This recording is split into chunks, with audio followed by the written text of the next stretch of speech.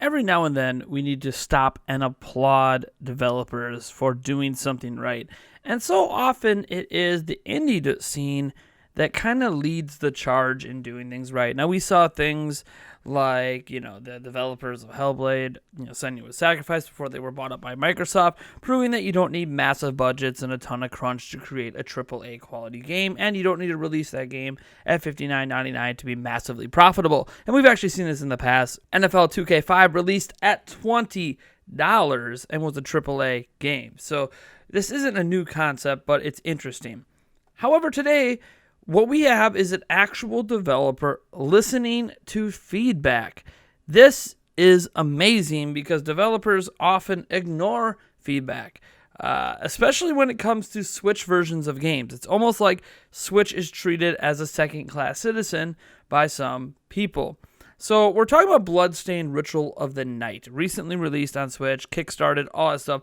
Looks fantastic. It's an amazing game from what I can tell. I haven't played it, haven't gone hands-on, but everyone I know that has played it, at least on other platforms, really likes it. And the people who played it on Switch seem to like it, although I've heard complaints about performance dips. And this is pretty standard on Switch. There's performance dips in everything that comes to Switch that's multi-platform third-party. Not necessarily all the indie games, but some of the bigger games out there. Now, what happened is 505 Games published an official statement on their Kickstarter page. And this statement is in direct response to all of the criticism of the Nintendo Switch version of the game. Listen to this and tell me when the last time it is you heard a developer say anything like this. We have been listening to the feedback regarding Switch performance. Our goal for everyone, regardless of platform, to be able to enjoy the game and have it run smoothly. We want to live up to your and our expectations. Throughout the QA process, we have been addressing performance issues in the game. Update 1.01 was published to Switch prior to launch to add content and improve performance. It did not accomplish as much as we hoped, and we need to do more. To address the concerns brought up by the community, we are immediately shifting resources to improve performance and stability for the Switch. You can expect a number of small updates that will improve different areas of the game rather than waiting longer for one big update. We will have more details as we dive into the work. We thank you for your patience and apologize for the inconvenience. So what you have here in 505 Games is a company willing to admit, hey, you know what? We didn't do as good with this game as we wanted. People are not happy. We know you're not happy. We're going to fix it. And we're not going to make you wait for all of the fixes. We're going to give you the fixes as they're done. So, yeah, they could, give you a big update, which would have been acceptable, of course, or they could just keep releasing the improvements as they're made. And that is what they're choosing to do. And I mean, this is an applaudable moment here. Like seriously, a company gets it. They understand that, honestly, we should be expecting this from all developers. And we're getting this from an indie dev. Why can't we get this from the AAA industry? Why can't we get the AAA industry doing stuff like this? Now, to be clear, there are times when the AAA industry does. Day one updates, of course, often include performance enhancements. But I'll give you a prime example. This one hits really close to home, Breath of the Wild. Almost every single update to Breath of the Wild that came out after the fact that wasn't DLC related was a performance update for Nintendo Switch. There were many of them. There were so many performance patches for Switch.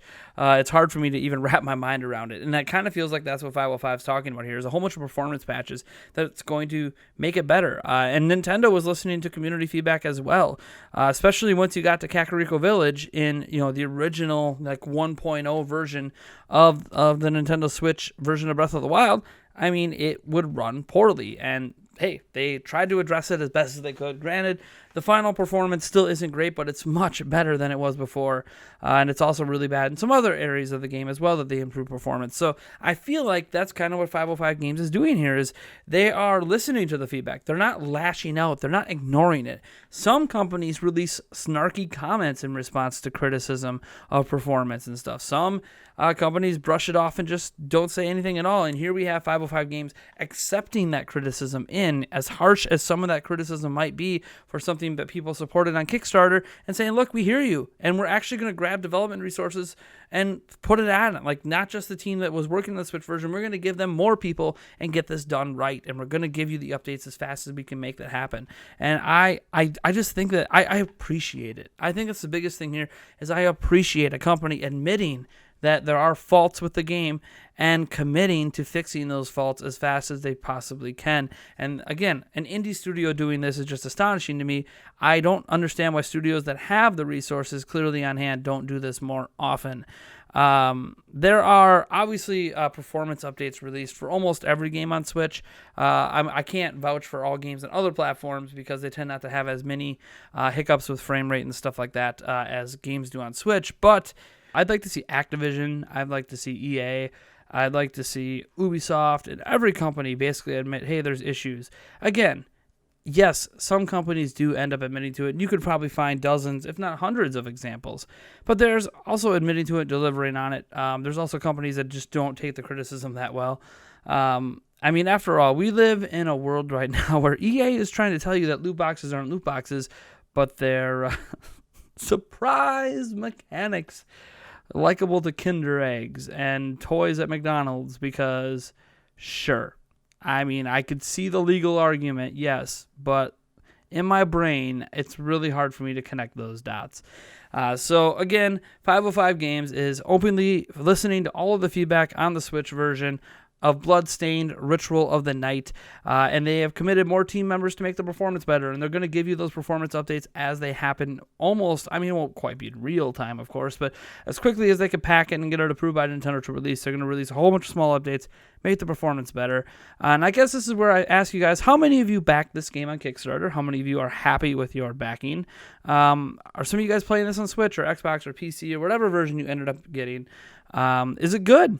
This is supposed to be like a Castlevania-style game, I've heard, and in watching some of the gameplay that you're watching right now, and I will have a link down in the description to get more of it. Damn. I mean, if this, you could fool me that this was a Castlevania game, if they would just change the protagonist to be, you know, one of the two men that happen to be in Smash Bros. You know, I'm actually curious. What's this game going to do on the eShop? Why don't you guys give me some predictions on Bloodstained Ritual of the Night? How well, like, what position? Do you think this is going to hit number one on the eShop? Or do you think this is a game that isn't going to do that? Also, hey, I want to thank you guys for tuning in. You know, you like this video, be sure to drop that like, subscribe for more content. And hey, look, if you want to help keep this show going, you want me to produce more videos, do this more consistently, whatever the case might be, you know, maybe bring Prime News back eventually. Hell, wouldn't that be something? Be sure to head over to patreon.com/Nintendo Prime. We have a whole bunch of different tiers over there that you can join and get different kickbacks from being on a podcast to getting early access to the podcast to having private game live streams with me and stuff like that. There's a lot of interesting backer rewards over there and stretch goals, including a live news show. I think that would be pretty neat if we ever get to that point. And yeah, our podcast actually is 100% supported through Patreon, so that's great. There's other ways to show support as well, that's monetary anyways. You can hit that join button at the bottom of the video or on our homepage on YouTube. That's $5 a month. It gets you access to our Discord server, plus you get all these extra emojis and a little symbol by your name that changes colors depending on how long you've been a member for. You could also head over to twitch.tv/Nintendo Prime TV, and you could, you know, use your Amazon Prime subscription there and sub to us there, or just sub to us in general. But, you know, obviously those are all monetary ways of showing support. The best way that you could really show support that has nothing to do with spending a dime is just sharing this video with people, liking it, leaving comments. Actually, one thing I'm going to start doing here for at least for the foreseeable future, we'll see how long it happens, is I'm going to actually start responding to more comments down in the comment section, which is kind of the polar opposite of what I said I was going to do many months ago.